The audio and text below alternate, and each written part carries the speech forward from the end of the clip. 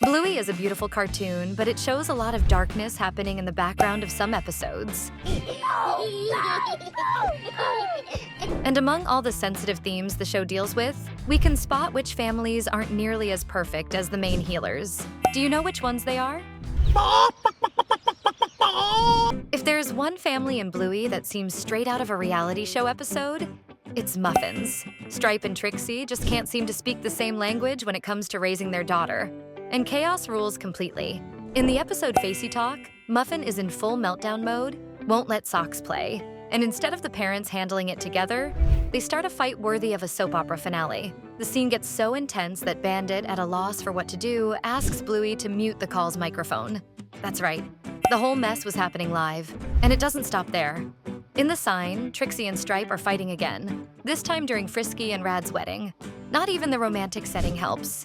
Things get so out of control that little Sock starts playing with the wedding cake toppers, mimicking her parents arguing. That's how dysfunctional the environment is. The kid already thinks that's what normal life looks like. It's like a reality show, but with dogs. Not to mention that in the episode Library, Stripe makes a huge mistake by telling Muffin she's more special than everyone else, and the chaos that follows nearly causes a major falling out between the cousins. He does realize he messed up and tries to fix it by guiding her properly, but it was a very close call. But we've still got more messy families in Bluey to talk about. So grab your popcorn, subscribe to the channel, and let's uncover all these secrets right now here on Zigzag. Winton's situation is, at the very least, a lonely one. Throughout the series, everything we know about his family revolves around his father, Cornelius, a guy who clearly went through a divorce and lives in a constant search for a new love. And while all that's happening, his dad appears in the background of several episodes trying his luck with other female dogs, and always getting rejected. For a child, growing up without a mother or a father figure is complicated. Having only one side of the scale can affect how the child understands themselves, how they see the world, how they deal with emotions, and even how they perceive their own worth. And when that one adult figure keeps striking out on dates, the message that sticks with Winton can be kind of confusing and painful, even if he doesn't realize it on a conscious level. But as always, the show knows how to balance reality with a bit of hope. In one of the most recent episodes, we find out that Cornelius finally got into a relationship that worked, with none other than the terrier's mom. And that changes everything.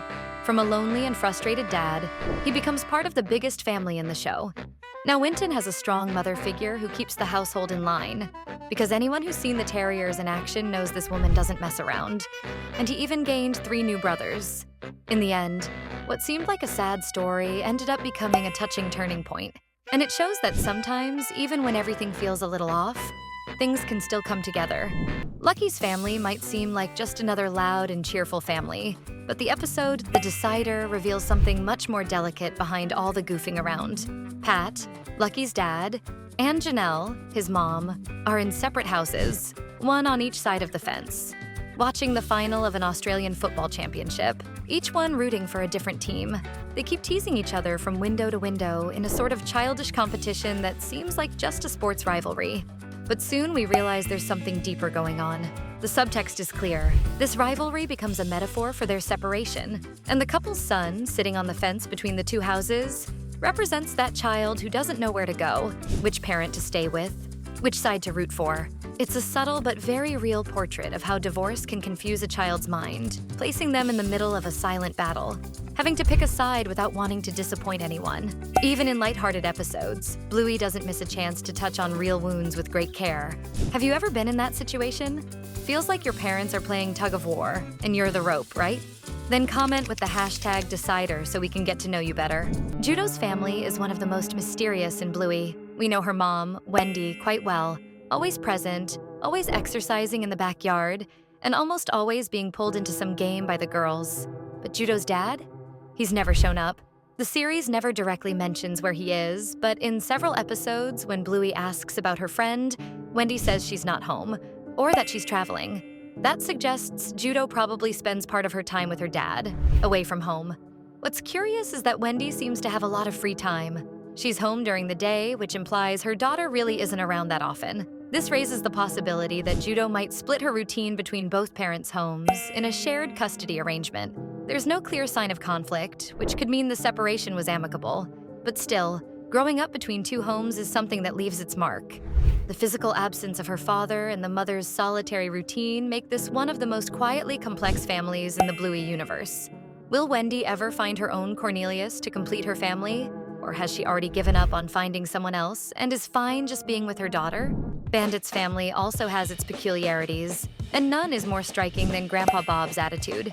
He simply decided to leave everything behind: wife, children, grandchildren, to go on a pilgrimage through India to find himself. While self-discovery is important, abandoning your own family without warning, without returning, and without any explanation for years is, at the very least, irresponsible and deeply selfish. While Nana stayed present in her granddaughter's lives and kept trying to hold things together, Bob chose to follow a solitary path, as if the search for himself were more important than any family bond. His absence lasted so long and was so unresolved in the storyline that many fans started to believe he had died, sparking theories on social media and fan forums. And the strangest part of all is that, in the episode The Sign, he just reappears as if nothing ever happened, as if a disappearance like that wouldn't leave emotional scars on those who were left behind. Chile also comes from a family marked by major absences. In the episode Dragon, we saw that her mother passed away when she was still young, which forced the family to emotionally reorganize itself. Since then, she was raised alone by her father, Grandpa Mort, who, although charismatic and present in some episodes, could never fully replace the space left by her mother. That maternal absence left deep marks, and it helps explain why Chile is so sensitive, dedicated, and concerned with her daughter's emotional well-being. She knows what it's like to grow up missing someone essential, and that's why she tries so hard to provide a warm, loving family environment. But you know who gets a warm environment too? You. When you subscribe to the channel, what are you waiting for? Just click the red button and ring the bell. Rusty's family is one of the most loving and affectionate in the series, but they live under the shadow of a constant fear. His father is in the military and spends long stretches of time away from home, serving in other countries. This creates a quiet kind of tension in their lives, because even though he's still alive, there's always the very real risk that he might not come back. In the episode Cricket, we see how strong his father's presence is, even from a distance. He sends letters to help Rusty deal with the challenges and frustrations that come from his passion for the sport. It's touching, and says a lot about the bond they share. But just imagine if even that small connection were taken away. If one day the letters stopped coming, that kind of silence would be heartbreaking. Jack's family has a subtle yet very uncomfortable problem. His sister constantly exposes his difficulties, like his ADHD, in a blunt and unfiltered way, and their father does absolutely nothing to stop or correct this behavior. This suggests that the parents probably talk about Jack's issues openly in front of his sister, treating his situation as something normal to be casually commented on, which completely undermines his privacy and self-esteem. It's a kind of emotional carelessness that might seem small on the surface, but it leaves deep marks. We see in the episode Army how Rusty is able to help Jack with those issues, and it's great that he can find that kind of support outside his home, because that's what friendships are for. But then in the episode Explorers, we get a clearer picture. It seems likely that Jack's father also has ADHD, but was never diagnosed. He forgets to do something basic, like charging his phone before going to pick up his son from school. Something he does every single day, and still hasn't learned the way. It's a good thing Jack became friends with Rusty, because it becomes clear that the problems in his family are much more subtle than they first appear.